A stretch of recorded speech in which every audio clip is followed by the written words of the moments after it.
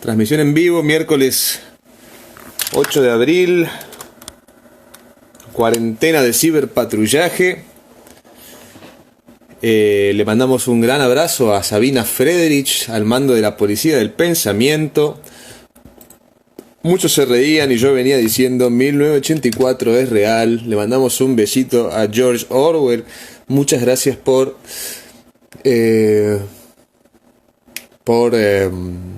vaticinar en 1938 lo que iba, perdón, en 1948 lo que iba a ocurrir y lo que estamos viviendo.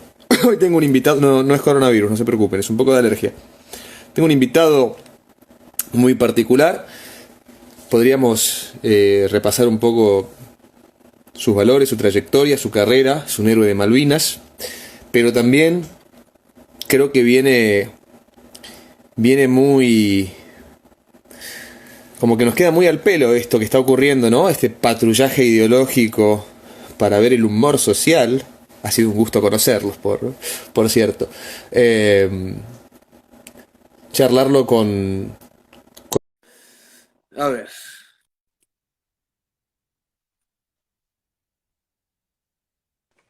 ¿Acá hay mejor? Estoy probando. ¿Eh? Estoy probando. Ahí estamos. Ahí lo veo. ¿Cómo estás, Juan José? Hola, Dana, ¿cómo estás? ¿Cómo te va? ¿Todo bien? Bien, muy bien. Muchísimas gracias por la invitación a este espacio tan lindo que vos tenés acá No, gracias a vos. Gracias a vos. Un placer estar hablando contigo. Y bueno, encima el otro día descubrimos que nuestras familias eran amigas. Sí, yo no sabía, no tenía la menor idea de tu apellido, que eras muy, muy querido en mi familia. Tu abuelo era muy amigo de un tío abuelo mío y de mi padre y demás, así que, bueno, un placer. Esa es la pequeñez de este mundo, ¿no? Mucha gente capaz no sabe, mi apellido real es Gorostiaga. Somos descendientes de José Benjamín, el arquitecto de la Constitución Nacional. Y a veces ocurren estas cosas, bueno, de encontrar que el destino hacía que nuestros familiares se conocieran, ¿no? Fue muy gracioso recibir comentarios de un conocido que tenemos en común, contándonos que recordabas hasta en dónde vivía mi familia en las buenas épocas. Sí, claro.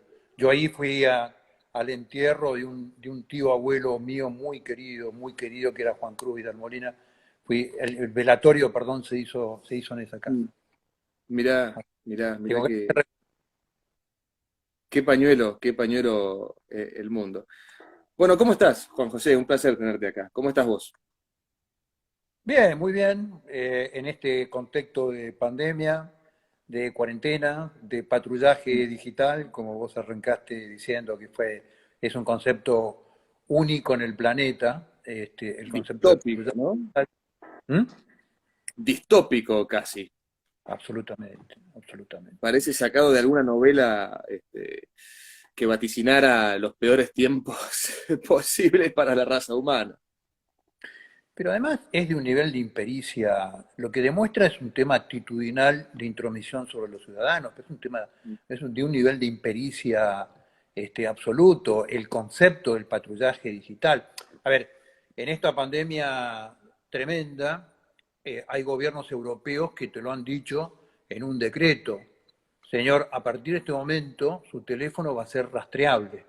Mm, Y eso es la noción de un Estado inteligente. Entonces te ujú. dice, Dana, mira, hoy estuviste en una farmacia comprando y en el mismo momento una persona que después se declaró que le dio el positivo el examen, con lo cual andá y hacete ver. O Claro. sea, el concepto de cuarentena es digital, te lo avisan y te hacen Mm. una ley especial para vulnerar tus derechos individuales.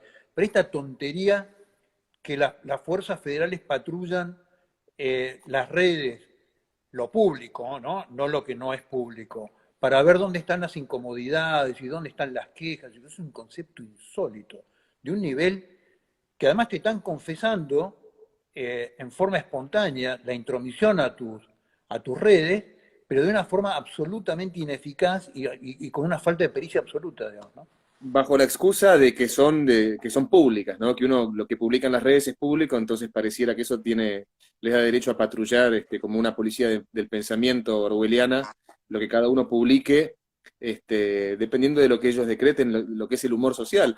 ¿Qué crees que hay detrás de esto realmente, Juan José? Me parece un tema interesante para tocar con vos, que sos una persona con trayectoria. Me parece que hay dos cosas. Me parece que hay un sentido de la libertad individual que ya Mm, sabemos cuál es, digamos, ¿no? En mm. determinados funcionarios y en determinados sectores ideológicos. Y por otro lado, Dana, es el tema de la impericia de las personas que gestionan el Estado. El Estado Mm, argentino es un Estado fallido, es un Estado que no sí, te puede garantizar seguridad absolutamente nada y hace estas cosas de poner gendarmes o prefectos a ver las redes, a ver dónde se queja la gente. Pero mm. eso te demuestra un nivel de impericia tremendo, digamos, ¿no? Entonces, me parece que tenés las dos cosas, un sesgo ideológico antilibertario, por un lado, y por otro lado, un nivel de impericia en funcionarios que es realmente alarmante, ¿no? Por Sí, ejemplo, mm, En el DNU de la cuarentena, en ningún lugar se habló de un tema de seguridad digital que para mí tendría que haber sido abordado. Mire, señor, yo voy a mm, avanzar sobre este tema de esta forma, porque, por ejemplo, no puede ser que se haya hecho, yo no quise hablar de esto en el medio de la cuarentena, porque me parecía que uno en medio del problema no puede salir a hablar de ciertas cosas, digamos, ¿no? claro, Pero no hubo ninguna prevención, por ejemplo, en cuanto a las fake news en las redes. Vos claro. pensás, los saqueos del 2001 se iniciaron con un panfleto en Merlo, que en el Mm, supermercado Disco de Merlo se iba a regalar mm. comida a la tarde. Imagínate si eso lo haces por la... Claro. Imagínate si alguien, un IP, es capaz de Mm, generar una fake news de esa naturaleza, que el Estado no interviene en una pandemia de esta naturaleza. claro. Entonces lo que digo es, a mí, además de los sesgos ideológicos que ya no me aterran, porque yo vi los 70, digamos, a mí lo que Claro. me aterra es la impericia de los funcionarios y la falta de profesionalismo. Eso sí me preocupa mucho. Sí, especialmente, además, uno, digamos, dice el dicho, piensa mal y acertarás, ¿no? Y yo me pregunto, ¿cómo pasamos de pronto, o cómo tenemos estos dos discursos de que, por ejemplo, ¿no? Hay que despoblar las cárceles porque los presos se pueden contagiar, eh, ciertos presos muy famosos hoy tienen domiciliaria para no contagiarse en las cárceles. El 31 de marzo fue llevado a prisión domiciliaria un violador, incluso por los propios jueces que emitieron el fallo, ellos mismos reconocieron que esta persona era un peligro y que podría volver a cometer un ilícito, que podría volver a violar, que podría volver a cometer abuso sexual, pero que priorizaron su salud, ¿no? Entonces, no lo ponen en la cárcel para priorizar su salud, por más que genere y represente un riesgo para otras personas. Y digo, este mismo Estado, que parece tan blandito con los delincuentes, con los criminales, después se pone a patrullar las redes sociales para revisarnos esto del humor social. Me parece una cosa tan contradictoria, ¿no? Es como saquen a los policías de la calle y pónganselos encima a los disidentes. A mí me suena así, yo soy mal pensado, pero bueno, no creo estar tan lejos de la realidad tampoco. No, no, está bien. Siempre en la Argentina pensar mal aumenta la posibilidad de acierto, digamos, ¿no? Porque Sí. en Argentina pasa este tipo de cosas. Eh, yo lo que creo, yo soy más viejo y Mm, ya he visto tantas cosas que soy menos desconfiado y ya creo menos ujú, en la inspiración y más en la estupidez. Yo creo que la mm. ministra quiso darle un sesgo de elaboración al proyecto de seguridad que ella está elaborando y creyó que decía algo inteligente. Yo estoy convencida que supuso que decía algo inteligente. Algo además tecnológico, algo sofisticado, algo con glamour. Supongo que creyó que decía una cosa así. Vos apuntás más digamos, al hecho de su incompetencia que al hecho de que haya algo malicioso por detrás. Sí, absolutamente. De Porque todos si hay algo, modos, Dana, no lo decís. bueno, yo creo que una cosa no quita la otra, quizás, con el perdón de mi expresión, quizás son malos y estúpidos. Puede ocurrir. Obviamente, sí, estadísticamente puede ocurrir claramente, pero digo, el mayor índice de maldad que nos hicieron este tipo de gobiernos no te lo dijeron ni te lo contaron. Vudú no te contó cuando se compró la máquina de imprimir billetes, no te contaron cuando se robaron los 2 PBI, digamos, no hace falta contarlo. Yo creo que este sincericidio fue de alguna forma un acto de impericia de creer que estaba hablando de un tema que era altamente sofisticado, porque no tiene idea de lo que está diciendo. Algo así como cuando nos dicen que somos el modelo del mundo. Sí, claro, con la Organización Mundial de la Salud a cuestas y con Parenthood Sí. Association como asesor de la pandemia, digamos, ¿no? Exactamente, sí, es curioso, ¿no? Porque vemos a todas estas organizaciones contándonos cómo China es hoy el ejemplo a seguir, como si la pandemia hubiera salido de Congo, ¿no? Es fascinante. Sí, Pero contanos un poquito, para que te conozca también un poco mi audiencia, Juan José. Fuiste el año pasado candidato a presidente, nada menos. Representaste quizás una bandera políticamente incorrecta, por más increíble que esto suene, que es la de defender las dos vidas. Y yo acá quizás quisiera hacer un paréntesis para ver también si vos estás de acuerdo conmigo o no, eh, y preguntártelo, ¿no? Más allá de que me gustaría que te explayaras sobre tus valores, sobre tus convicciones. Yo creo que es mentira, creo yo, ¿no? Que es mentira que en la Argentina lo que se esté debatiendo sea la legalización del aborto. Yo creo que hoy estaríamos debatiendo un tema de soberanía, porque como vos bien mencionaste recién, existe una fundación que se llama la International Planned Parenthood Foundation, que la forma en la que yo lo veo es una fundación extranjera que está viniendo acá a hacer negocio con la sangre de nuestras mujeres y con la muerte de nuestros hijos no natos. Yo no creo que se esté debatiendo el aborto. Yo creo que todas las chicas estas que se ponen un pañuelo verde lo que están haciendo es ser soldaditos útiles de los intereses de esta corporación. No sé si coincidís conmigo o si querés compartir tu postura, que creo que es una de las banderas que supiste levantar. no, coincido muchísimo que esto es un tema internacional. Lo que estamos discutiendo en la vida, en la decisión y la defensa de la vida de los habitantes de esta nación es un tema de soberanía, claramente.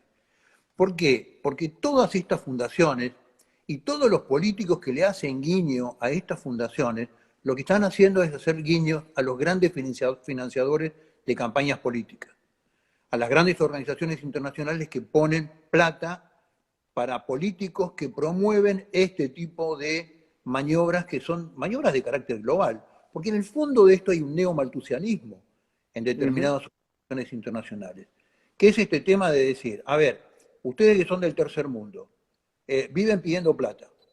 Cada 10 años o cada 8 años defoltean la plata que piden porque se la roban los políticos que votan. Además de eso, consumen energía no renovable. Además de eso, contaminan. Lo menos que pueden hacer es tener menos hijos. Este es el razonamiento de los organismos internacionales. Vos cuando hablas con burócratas de organismos internacionales, esta es la cabeza de los tipos.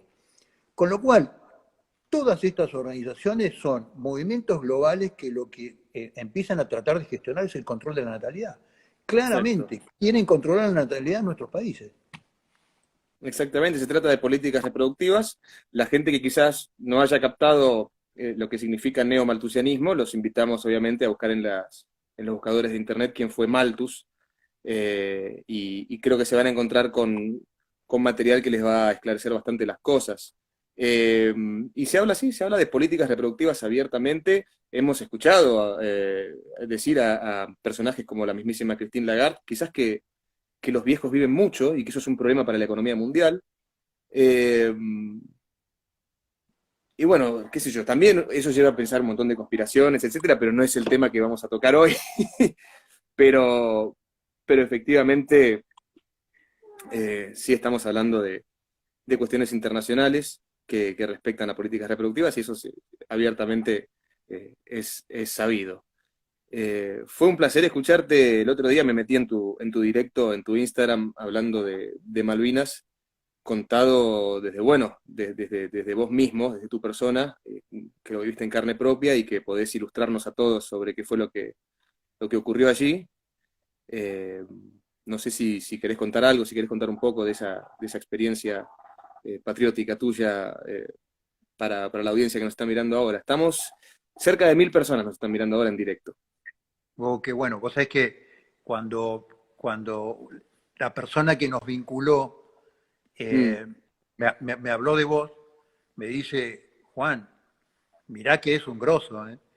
Y después fui descubriendo una cantidad de gente, de jóvenes nuevos del partido nuestro, que me empezaron a escribir y dijeron, ¿en serio que vas a estar con ganas? Como diciendo, ¿cómo pudiste acceder a semejante nivel de acceso? Así que, bueno, un abrazo a todos los seguidores, que son miles, miles. Le No, mandamos un saludo.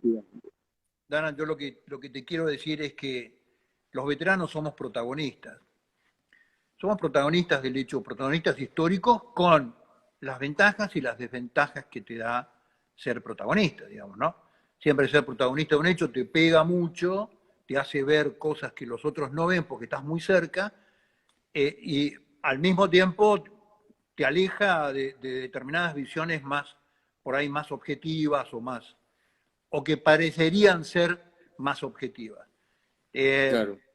para nosotros fue el cambio de nuestra vida, fue lo que signó nuestra vida. Porque cuando a vos te imparten la orden de ir a la guerra, sobre todo a defender una causa como la causa Malvinas, como me pasó a mí el 27 de marzo de 1982, entendés que toda una cantidad de cosas que te pasaron previamente, conversaciones familiares, decisiones que tomaste, personas que te hablaron, y todo eso es un embudo que encaja en ese momento, un embudo armado porque vos creas, yo creo que es armado por Dios, digamos, ¿no? Pero por Mm, lo que en cada uno crea, en la naturaleza, en la suerte, en la historia, en Dios o en Buda, no importa. Pero vos entendés que tu vida empieza a tener sentido, toda una cantidad de cosas empiezan a tener sentido en ese momento. Entonces Malvinas es, para los veteranos, una cosa que le da sentido a tu vida. Haber ido a la guerra, haber sobrevivido a la guerra, haber vuelto de la guerra, le vuelve a dar otro sentido. ¿Por qué murió uno que estaba a mi izquierda, otro que estaba a mi derecha y no morí yo? No es una explicación de la balística, ni es una explicación de la táctica, ni es una explicación del misterio de la voluntad de Dios. Entonces eso vuelve a dar sentido a tu vida, vuelve a resignificar tu vida. ¿Por qué te pasó lo que te pasó? ¿Por qué fuiste? ¿Por qué te tocó enterrar a tus camaradas? ¿Por qué volviste? ¿Y cuál es la misión que tenés cuando vos volvés? Entonces eso vuelve a resignificar tu vida. Y eso te cambia la vida, porque vos empezás a entender el mundo desde otro lugar y desde otras cosas, desde otros valores, desde otros sentidos. Y eso es lo que nos pasa a muchos veteranos de guerra, te diría que a la mayoría. Así que eso es un poco Malvinas en nuestra vida, digamos, ¿no? increíble. ¿Qué harías si fueras presidente, Juan José? Wow, hay una lista de cosas para hacer, ¿no? A mí a veces me dicen que soy el representante del pensamiento conservador y yo les digo, no, conservador es Grabois. Yo soy un revolucionario, yo quiero cambiar todo, digamos. Eh, Grabois, ni Del Caño, ni la izquierda Caniche quieren cambiar absolutamente nada porque viven de esto, digamos. Con lo cual, yo lo que quiero es transformar la Argentina, transformar las relaciones de la sociedad y el Estado, eh, volver a resignificar un proyecto de nación que la política argentina canceló en 1983, canceló un proyecto de nación que tenía 170 años con problemas, con defectos, con un montón de cosas, pero que había funcionado 170 años. La Argentina era un país que socialmente funcionaba, tenía una movilidad social que era envidia, no solamente de los países de América, sino países de Europa. Tenía un desarrollo económico-social sostenible, Argentina producía, exportaba, los argentinos ahorrábamos, yo aprendí a ahorrar de chico, a mí de chico mis abuelos o mis familiares no me regalaban juguetes, nos regalaban las estampillas de la Caja Nacional de Ahorro Postal, que eran las estampillas que ponías en una libreta y era tu inicio del ahorro desde tu infancia, digamos. Bueno, ese país hay que volverlo a instalar. Entonces, algunos dicen que esto es nostalgia, no es nostalgia. Nosotros cuando hablamos de la historia de la Argentina, lo que estamos diciendo los argentinos ya fuimos capaces de hacerlo. No Claro. es que estamos diciendo hay que ir a la luna y nunca lo hicimos. Esto ya lo hicieron nuestros abuelos. ¿Verdad? Claro. Nosotros, la política argentina volcó una calecita que era involcable. Yo crecí en un país de un 5% de pobres, con 10.000 problemas.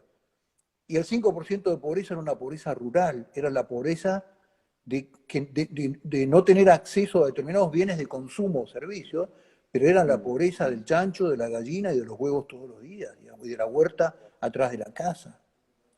Entonces, esto ya lo hicimos los argentinos. Entonces, lo que nos está pidiendo la historia no es cruzar los Andes de nuevo, ya los cruzó San Martín.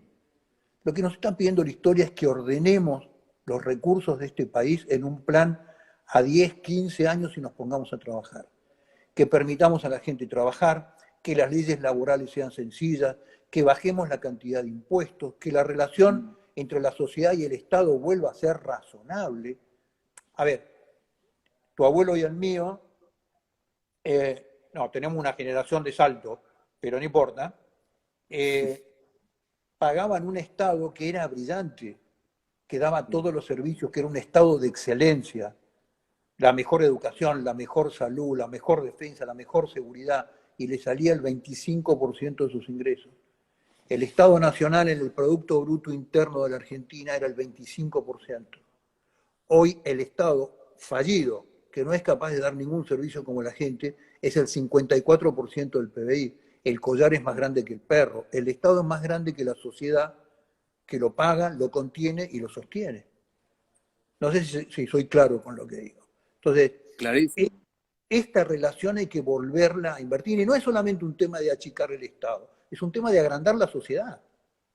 Es un tema de darle volumen a esta sociedad que se ha ido achicando paulatinamente en beneficios de los funcionarios públicos. O sea, no hay que achicar el Estado, hay que retrotraer los funcionarios públicos y los burócratas. Cuando hablan del Ministerio de Desarrollo Social, por ejemplo, el Ministerio de Desarrollo Social es el Ministerio de Desarrollo Estatal, no el Ministerio de Desarrollo Social. Desarrollar la sociedad es cuando el Estado interviene y después se retira, no se queda. Claro. Entonces, el Estado ha inventado una terapia intensiva para la sociedad que paulatinamente ha ido destruyendo a lo largo del tiempo y se queda en la terapia intensiva, el paciente no vuelve a caminar nunca más. Claro. Queda en la terapia intensiva. Entonces, cuando nos hablan de las organizaciones sociales piqueteras, por ejemplo, no son organizaciones sociales, están pagadas por el Estado, son organizaciones estatales. Una cooperativa es una cooperativa cuando el Estado avanza, interviene, ayuda a que se forme la cooperativa y después se retira. Y la cooperativa queda manejada, sustentada y organizada por la sociedad, no por el Estado. Entonces, lo que nosotros hemos tenido es una injerencia paulatina de los sectores de la política de la mano del Estado en la vida de la sociedad. Y esto es gravísimo, porque ha ido anulando la capacidad de la sociedad y de sus individuos de tomar iniciativas que son propias de la sociedad, digamos, ¿no? ¿Por qué pensás que mi generación está tan enamorada del concepto de este papá Estado, ¿no? En lugar de hacerme cargo de mi libertad y de mis posibilidades, quiero que papá Estado me dé, y cada vez más, ¿no? A mí, yo creo que lo más ridículo que llegué a escuchar es bandas de rock que piden cupos para que toquen mujeres, ¿no? Es como el género más contestatario de la música popular pidiéndole permiso a los gobernantes para que les den un escenario. ¿Por qué ocurre esto? Y digamos, yo tampoco tengo 18 años, digamos, yo tengo 35. Ya somos grandes. ¿Por qué, digamos, personas de 25, 30, 35 años estamos tan enamorados de ser dependientes de un aparato? Porque te han vendido una muleta durante 25 años que es el Estado presente. Es el concepto Claro, más absurdo desde el punto de vista de la ciencia política, que es el Estado presente. Los Estados son estados eficaces o estados fallidos. No, ni presentes ni ausentes, digamos.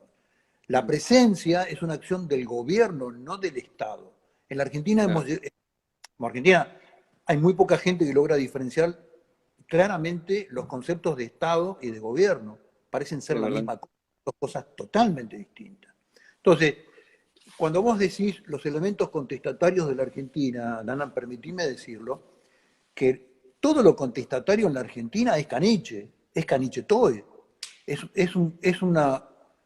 una variable del sistema que produce su propio modelo contestatario, lo contiene, lo subsidia, lo maneja.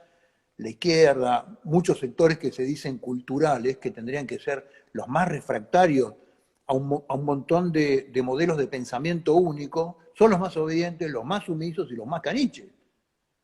Entonces, eh, Absolutamente. a mí no me extraña que algún elemento culturoso de los que están sostenidos por los presupuestos oficiales salgan a pedir que el Estado intervenga y que diga tantas mujeres, tantos hombres, tantos travestis tienen que estar en las bandas, y que salgan a ordenar hasta las partituras. No me extrañaría que pidan que se la ordene el Estado. O sea, Es impresionante, ¿no? por cada recital tendría que haber 3 canciones que hablen de mujeres, por ejemplo. Entonces van a pedir la ley. Es impresionante cómo tanto grupo que se autodenomina disidente termina siendo, como vos bien decís, obediente. Digamos, yo los escucho hablar mucho de disidencia y van a las manifestaciones y resulta que después uno se entera que el Ministerio de Desarrollo Social les dio, por ejemplo, 7 millones de pesos a las chicas feministas para que vayan a La Plata. Digo, ¿qué clase de revolución, entre muchas comillas, es financiada por los mismos gobernantes contra los que supuestamente están protestando? Todos esos movimientos ganan feminismo, la igualdad de género, la ideología de género, todo eso no existiría sin el Estado.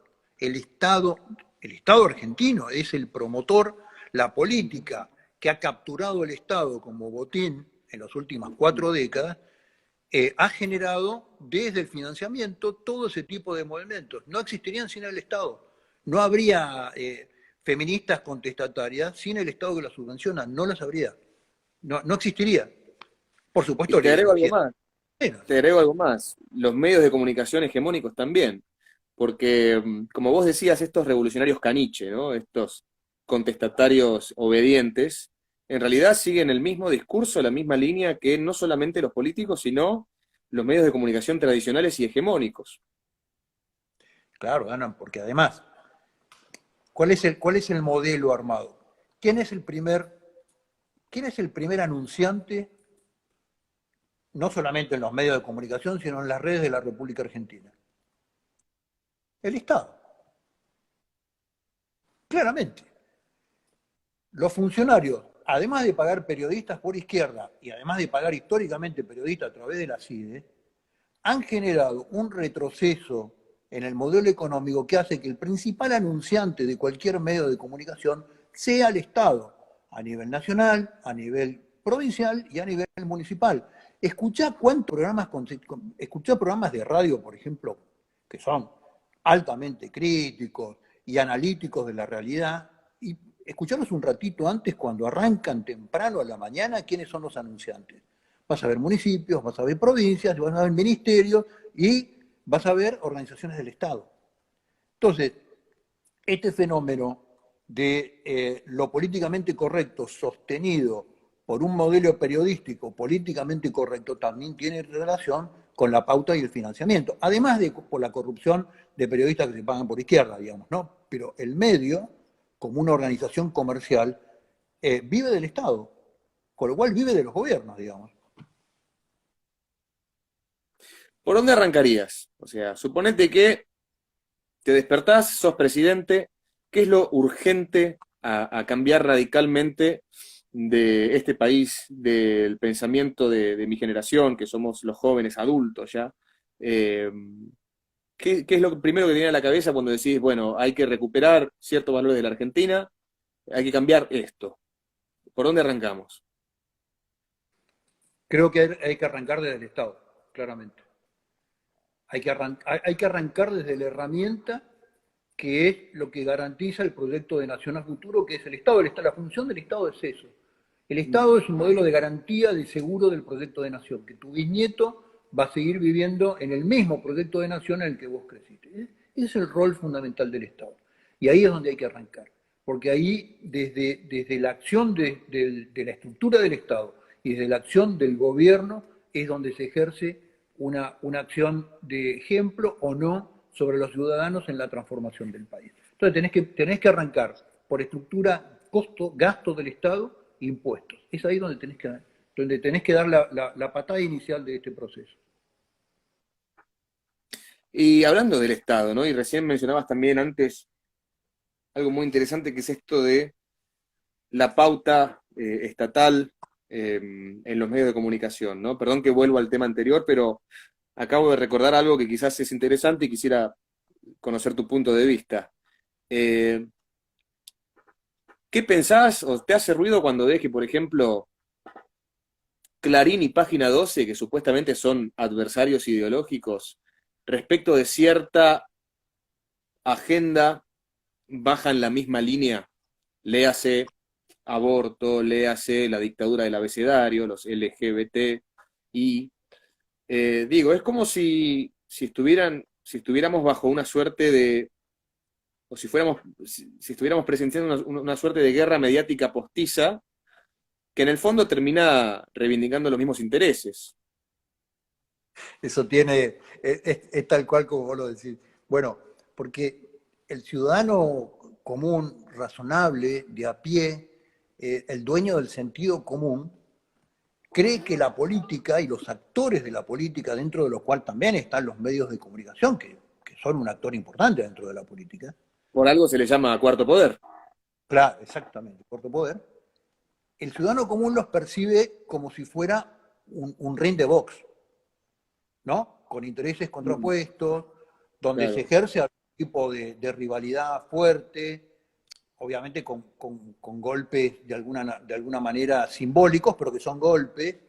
Y en Mm, realidad, el sistema político en la Argentina no es box, es titanes en el ring. No hay una sola gota de sangre, todas las tomas están arregladas, nunca sabés quién está detrás de la máscara del caballero rojo y es rotativo, digamos. Entonces, mm. Argentina es un gran titanes en el ring, por eso explica las 4 décadas de desastre de la Argentina, digamos, ¿no? Porque hay una especie de acuerdo. ¿Cómo pueden arreglar Página 12, Clarín y La Nación y todos los diarios las tapas? ¿Cómo no se acuerdan? La tapa se decide, supongo yo, a las 12 de la noche, qué va a ser tapa al otro día.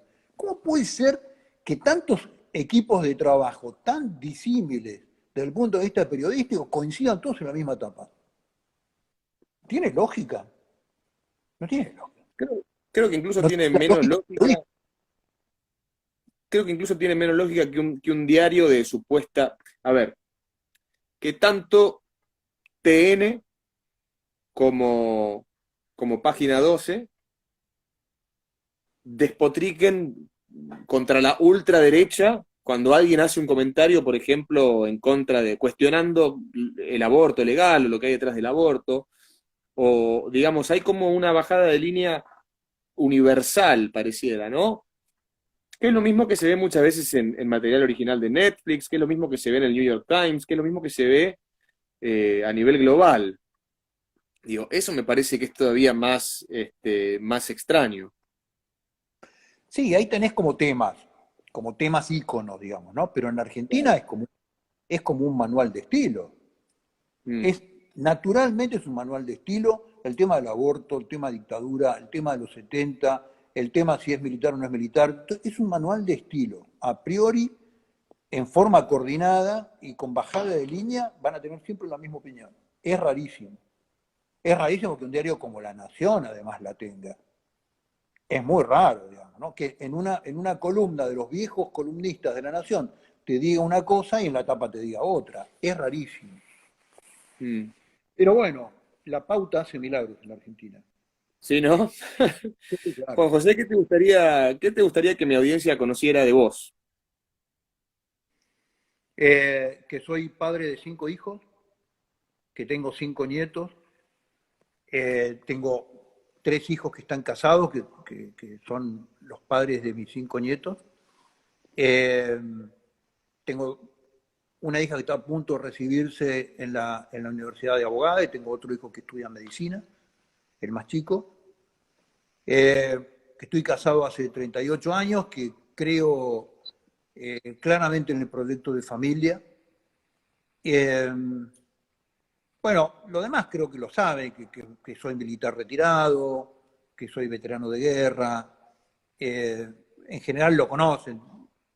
Tengo 14 años de actividad empresarial, en la cual también aprendí mucho, y después volví al primer amor que era el servicio público, en la ciudad de Buenos Aires. Pero creo que en general la gente conoce mis rangos principales. Te han visto en el debate también presidencial, nada menos. Sí, estar en el debate y en el primer capítulo del debate decir que yo creía en Dios, en la patria y en la familia, para mí fue realmente muy importante. ¿Vas a volver a candidatearte? Si mi partido, el que estamos haciendo lo decide, si soy una herramienta necesaria, sí. Yo creo que tendrías que dejarte este look que tenés ahora con la barba y ese bigote. Te queda muy prócer, así que podría pegar. No, no nos olvidemos que hoy la imagen es algo muy importante. Si te puedo dar ese pequeño, modesto consejo, tenelo en cuenta. Bueno, gracias. Fue muy criticada mi barba por todo el No, mundo. no, te hace cara de presidente. Así. Bueno, gracias. Bueno, 2021 ya te llamo como asesor de campaña, claramente. Asesor de imagen. Bueno, bueno, voy a aceptar el llamado. Bueno, ¿algo más que quieras agregar, que podamos agregar? Nos quedan unos 10 minutitos. Eh, no sé, ¿de qué tema te gustaría hablar con un candidato a presidente? Oh, yo creo que eso daría para... ¿Sabés qué podemos hacer? Podés venirte a la radio. Yo te voy a hacer una pregunta a vos. Oh, a ver, dale. Dale. ¿Cuál fue de todas tus frases, de todos tus conceptos, cuál fue el que te hizo ganar mayor cantidad de cartas documentos? Em, Hablemos de entre dos tipos políticamente incorrectos. Yo te voy a sí. hacer la pregunta y después te voy a contar el medio. Cuando dije...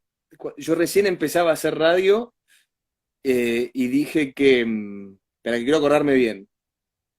Dije que los estudios de género eran peligrosos porque tenían reminiscencias medievales, dado que consistían en negar la ciencia para poner por encima del conocimiento científico ideas de una comunidad.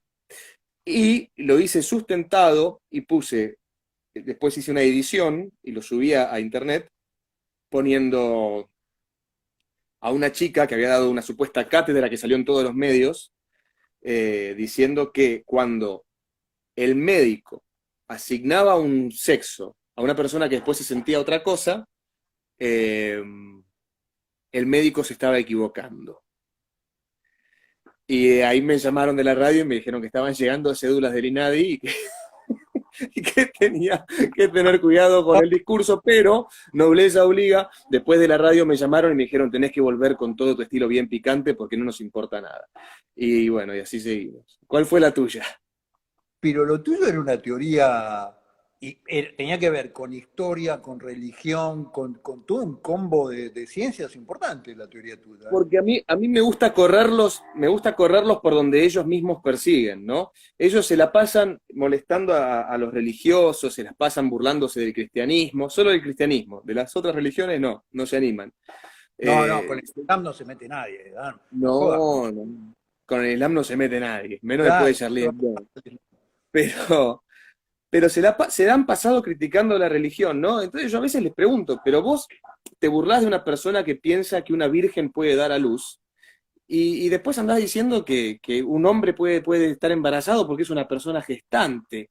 Eh, entonces cuando los corro con su propia lógica, yo creo que es cuando más nerviosos se ponen. No sé si viste por ahí la charla que tuve con las chicas que fueron a la marcha feminista, que una me terminó diciendo que si yo quiero ser una jirafa, puedo ser una jirafa porque no es más que una categoría la de ser humano.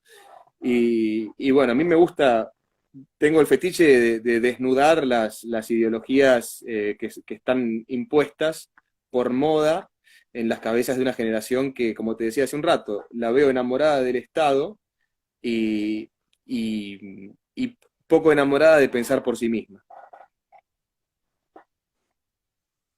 Por eso te voy a contar la mía. Yo tuve dos. Tengo dos que están ahí empatadas, A una ver, más, una con más impacto social que la otra. La primera fue de las 8.000 mentiras. Cuando hablé de las 22.000 verdades, sí, claro. esa me trajo. Porque además en ese tiempo nadie hablaba de esas cosas. Ujú. Eh, nadie se atrevía a desafiar el concepto de los 30.000 desaparecidos. Entonces, Sí. esa fue un hito importante. Y el otro hito Salvo el importante, mismísimo CONICET, ¿no? Que en realidad el CONICET debería ser considerado un órgano negacionista. ¿Cuántos contó? no sé, nunca me llegaron a explicar el concepto de la negación y la afirmación. Yo soy afirmacionista en general y me tachan Claro. de negacionista. Es una cosa rara. Sí, Eh, pero bueno, ese fue uno. Y el sí. otro fue en mi definición de feminismo, que no es muy epistemológica, pero es bastante real. Ahí también me ligué un poco de cartas documento. ¿Cuál fue tu definición? Y que el feminismo es machismo con tetas. Entonces, no es muy epistemológica ni es muy elaborada la definición, pero es muy real. Bueno, ahí también me ligué una caterva de cartas documentos importantes. Eso te pasa por no adherir a la ideología de turno, porque de hecho la mismísima Eva Perón dijo un comentario bastante similar al tuyo, pero bueno, es Santa Evita, y ahora se la tatúan con un pañuelo abortero a quien dijera que el vientre es una cuna sagrada, ¿no? Sí, claro. Pero bueno, así que el feminismo es machismo con tetas. Sí, yo podría agregarte, tampoco lo voy a decir en francés, ¿no? Podría agregar quizás una extensión a tu frase, Sí, pero toda tuya. si me lo permitís. Yo creo que es machismo con tetas feas. Bueno, Y creo no, que bueno, eso, pero, pero ya hay un pero, juicio de no, valor ahí. pero me voy a Ahí ya hay un justificar, juicio de valor. me voy a justificar. Como persona creyente de la belleza objetiva y de la moral objetiva, yo creo que eso es lo que produce cierto resentimiento social que luego es aprovechado por los colectivos. Es una teoría. Yo no voy a hacer ni un gesto porque alguien lo va a tomar como una afirmación a tu teoría y voy a pasar a otra categoría de problemas. Con lo cual, acepto, la escucho, la voy a meditar a tu definición, pero no voy a hacer ni un solo gesto. Por favor, meditalo, no hagas ningún gesto, no vayas a hacer... Igual, de todos modos, en esta cuarentena no creo que estén trabajando las personas del INADI, como para variar, no creo que estén trabajando. No, ahora debe ser hora de patrullaje antes de las 12 de la Ah, noche. Hora de patrullaje seguro esto. es hora de patrullaje cibernético. Bueno, ha sido un gusto conocerlos a todos. Entonces, este canal no va a existir más, pero ha valido, ha valido la pena cada segundo. Bueno, Juan José, ha sido un placer tener esta charla con vos, así a modo informal, y quiero invitarte un poco más formalmente a que vengas al estudio cuando termine este Claro. aislamiento obligatorio, que no sé si va a terminar de forma formal o cuando manden a todo el factor de riesgo a cobrar la jubilación de vuelta y terminemos todos enfermos por este estado presente tan maravilloso, o cuando los muchachos de la matanza se cansen y quieran ir a tomar un tetra a la plaza y se terminen matando a piedrazos con la policía. Está por definirse la forma en la que esta cuarentena va a terminar, pero bueno, cuando termine, me gustaría que vinieras, te invito públicamente al programa y que, bueno, mantengamos un diálogo más formal y más preciso, aunque disfruté muchísimo esta charla a modo informal también. Yo también, Ana, muchísimas gracias Y por supuesto, cuando termine esta peste, va a ser un placer ir a visitarte. Bueno, buenísimo, te tomo la palabra. Bueno, Muchísimas fijémonos si llegó alguna carta de documento y continuemos en Dale, Radio Sónica, en la RZ, esta charla que ha sido tan agradable. dale un abrazo grande y muchas gracias. Un abrazo grande para vos, para tu familia y para los conocidos que tenemos en común. Muy felices Pascua. Igualmente.